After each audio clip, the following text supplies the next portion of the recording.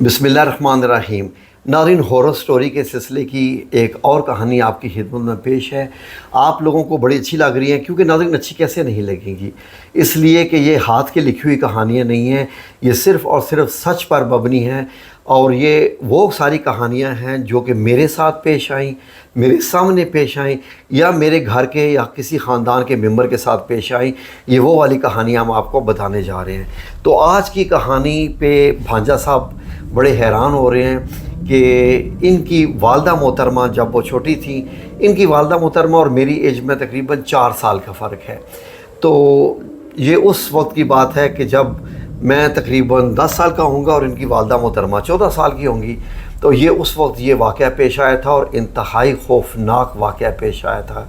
ये वाक़या ऐसा था कि इसने सबको डरा के रख दिया था, और मेरी वालदा मोहतरमा जो आपकी नानो अम्मा हैं, उनका तो हाल ही बुरा हो गया होगा। तो सुनने के लिए तैयार हैं? जी बिल्कुल, हौसला है? बिल्कुल। अपने बच्चों को भी बाद में ये सुनाइए जी इंशाल्लाह कि ये आपकी दादो अम्मा, उनको वीडियो दिखाएंगे, उनको वीडियो दिखाइएगा। तो वाक़या इस तरह शुरू होता है भांजा के तकरीबन महला ये 79 या 78 की बात है, 1978 की बात है। उस वक्त आपको मालूम है कि सब लोग जो है, आज भी शायद गांव देहात में लोग या घरों की छतों पे सोते हैं या सहन में सोते हैं। एक लाइन में चारपाइयाँ लग जाती हैं, एक पेडिस्टल पंखा लगा होता है और उसकी हवा ठंडी होती है। ये जो आज हम लोग गर्म कमरों में सोते हैं ना, और हमें पता ही नहीं होता कि बाहर ठंड होती है और हमारे कमरे गर्म हो चुके होते हैं, तो फिर हम एसी लगाते हैं और फिर रोते फिरते हैं बिजली के बिलों के चक्कर में। तो जो लोग रात को एंजॉय करना चाहें आसमान को भी, वो भी मैं किस दिन व्यूवर्स को बताऊंगा कि मैंने आसमान पे क्या क्या देखा। मैं रात को उठ के आसमान देखता रहता था, आसमान बड़ा साफ़ होता था। एनीवे, ये बात है कि हमारे घर में आपको मालूम है एक सहन था। बिल्कुल। उस सहन में एक दरख्त लगा हुआ था, अमरूद का, और वो बहुत बड़ा दरख्त था जी। पूरे ख़ानदान को हम अमरूद बांटा करते थे उस दरख्त से, आपको भी मालूम जी है। बिल्कुल। तो दरख्त जो सहन में लगा हुआ था सेंटर में, बाद में उसमें आपको मालूम है कि हमने वो दरख्त निकलवा के कमरा बनाया था, मेरा कमरा बना लिया था जब मेरी शादी हुई थी। तो उसके बाद उस दरख्त के पीछे एक गैलरी थी। गैलरी ऐसे कि जैसे जालियाँ नहीं लगी होती, सीमेंट की जालियाँ लगी होती हैं, वो ऐसी गैलरी थी। और वो गैलरी ऐसे होती थी कि साइडों पे जैसे बंदा फिर सकता होता है, अच्छा, जैसे लॉबी सी होती है। और वो जालियाँ लगी, बड़ी खूबसूरत लगी होती थी। लोग जो है वो बनेरे बनाते थे उन्हीं जालियों की, सीमेंटेड जालियों का। आजकल लोग ग्रिल लगवाते हैं लोहे की, या वो स्टील की लगवा लेते हैं, आपको मालूम है। तो खत्म हो गया। या फिर वो पाए इस्तेमाल होते हैं, जो सफ़ेद पाए होते हैं, तो वो जालियाँ लगी हुई थी। अच्छा। तो भांजा साहब, ऐसे ही एक रात को हम लोगों ने अपने सहन में चारपाइयाँ बिछाई एक लाइन में। इधर ऊपर हमारे दरख्त, उधर सामने गैलरी, ऊपर आसमान। और रात को जब ये सब लोग सो गए और मैं भी सो गया, अच्छा, तकरीबन रात के 1:30 या 2 बजे होंगे, 1:30 या 2 बजे होंगे। तो अचानक से मुझे, क्योंकि मैं था और मेरे साथ मेरी बहन थी आपकी वालदा, और तीसरी चारपाई पे आपकी नानो अम्मा थी, और बाकी जो है वो बाकी लोग सोए हुए थे। तो ऐसे लगा कि जैसे चारपाई में से खौफ की आवाज़ आ रही है, हल्की हल्की सी चीखने की। अच्छा। जो हमारी बहन जो आपकी वालदा है, उनकी आ रही है। मैंने कहा ये रोने की आवाज़ कहाँ से आ रही है? अच्छा।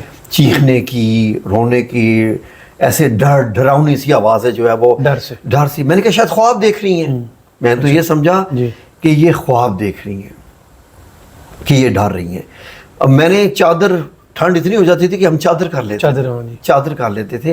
नंबर 1 मच्छर से बचने के लिए, नंबर 2 इसलिए कि वो हवा भी तेज़ होती थी, और फिर जो है वो चादर से एक अपना माहौल बनता था, ऊपर के खौफनाक मंजर दिखाई नहीं देते थे। तो चादर ऊपर थी, और मैंने कहा ये आवाज़ आ रही है इनकी, अल्लाह खैर करे। तो मैंने जहन में सोचा कि ये डर रही हैं, और इस तरीके से। लेकिन वो आवाज़ें बढ़ती गई। अच्छा।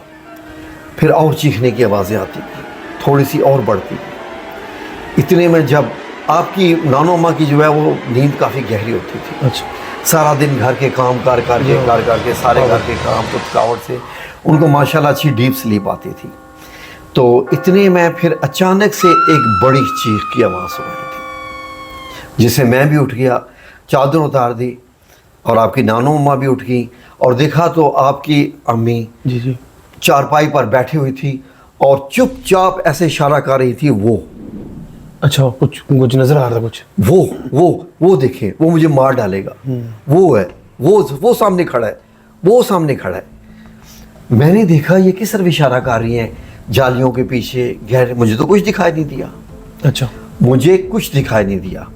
آپ کی نانو اماں نے کہا کیا ہے وہ دیکھیں نا، وہ کیا چیز ہے کالی سی، وہ کالا سا، وہ دیکھیں نا وہ مجھے مار دے گا، وہ میرے اوپر پتھر پھینک رہا ہے، وہ مجھے جناب وہ آگ پھینک رہا ہے. اچھا او اللہ اکبر. اور ان کی چیخیں جو ہے وہ روئے جا رہی. اب یہ ہے کہ جب ہم اٹھ گئے تو ان کی وہ چیخ جو ہے نا وہ اونچی اونچی چیخیں ختم ہوگی، کیونکہ ہمیں دیکھ کے اب وہ صرف وہ چیخ رہی تھی کہ وہ دیکھو سامنے، لیکن وہ ہمیں نہیں دکھائی دے رہا تھا. اچھا وہ صرف ان کو دکھائی دے رہا تھا. اب ہم نے یہ سوچا کہ یا تو انہوں نے ڈرونا خواب دیکھا ہے یا کیا ہوا ہے. تو پھر اس کے بعد کیا ہوا کہ آپ کی نانو اماں کو کچھ سمجھ آ گئی. جی میں چھوٹا تھا، مجھے کوئی سمجھ نہیں آئی. اچھا ان کو سمجھ آ گئی. انہوں نے کیا کیا کہ وہ بھاگ کے گئی کچن میں سے ایک چھری لے کے آئیں، اسٹیل کی چمکدار جو چھری ہوتی ہے وہ لے کے آئیں، اور آپ کی امی کو اپنی چارپائی پر سے سلا دیا اور خود اس چارپائی پر جا کر سو، جس پہ وہ ڈر رہی تھی. جس پہ وہ ڈر رہی تھی، جس چارپائی پہ وہ نظر آ رہا تھا. ساتھ چھری رکھ لیا اپنے ٹھیک تکیے کے ساتھ. اچھا اب نانو اماں کو کچھ آپ کی نظر نہیں آ رہا تھا، لیکن وہ کیا سمجھی اب یہ مجھے بھی نہیں پتا.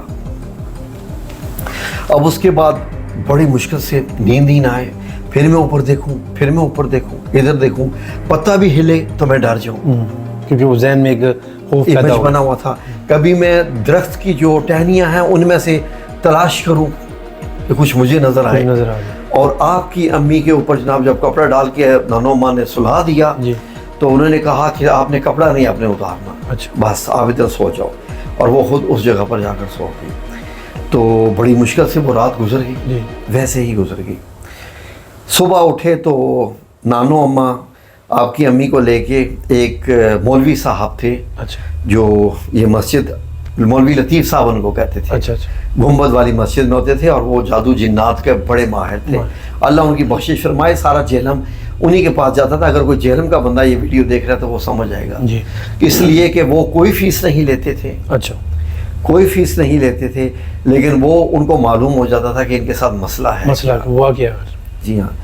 تو جب میری امی گئیں تو وہ لائن میں بیٹھی ہوئی تھی. اچھا آپ کی امی کو ساتھ لے کے، چھوٹی بچی 14 سال کی. اور جب مولوی صاحب نے دیکھا تو اشارہ کیا کہ آپ پہلے آ جاؤ. اچھا ہاں ان کو کچھ پتہ چل گیا کہ ان کے جو ہے وہ معاملہ ہے. سب سے پہلے تو مولوی صاحب نے ان سے کہا کہ 1 منٹ ٹھہرو، پہلے میں آپ کو دم کرتا ہوں. اچھا انہوں نے دم کیا، اور دم کرنے کے بعد آپ کی نانو اماں سے پوچھا مولوی صاحب نے کہ اب آپ بتائیے کہ آپ کس لیے یہاں پر آئی ہیں. تو وہ نانو اماں نے پوچھا کہ آپ نے دم کیا ہے؟ انہوں نے کہا جو مجھے نظر آیا تھا میں نے دم کر دیا. اچھا اب آپ بتائیے کہ کیا مسئلہ ہوا ہے. تو آپ کی پھر نانو اماں نے بتانا شروع کیا. ہنی آپ کی نانو اماں نے جب ان کو یہ بتانا شروع کر دیا پورا واقعہ کہ میری بچی کچھ اشارہ کر رہی تھی اور اس کو کوئی چیز نظر آئی تھی. اچھا تو اس کے بعد میں نے یہ کیا کہ میں اس کی چارپائی پہ جا کر لیٹ گئی.